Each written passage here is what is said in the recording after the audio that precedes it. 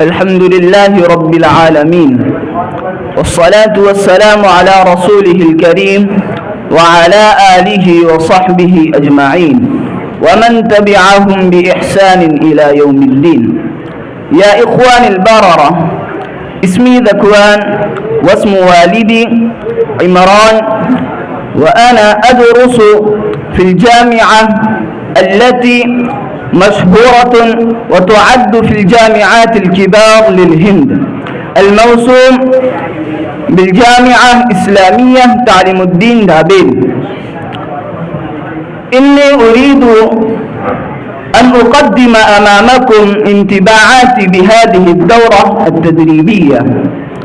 يا إخواني، قبل التحاق بهذه الدورة التدريبية ما كنت قادرا على التكلم باللغة العربية، وكانت نشأت هذه الرغبة في قلبي أن أتكلم باللغة العربية وأن أتمهر فيها.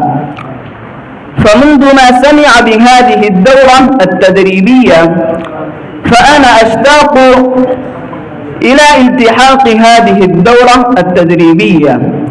فبعد ذلك أنا شاركت في هذه الدورة التدريبية، ومنذ ما شاركت مضت 20 يوما واجتهدت قليلا، والآن أنا أقدر على التكلم باللغة العربية.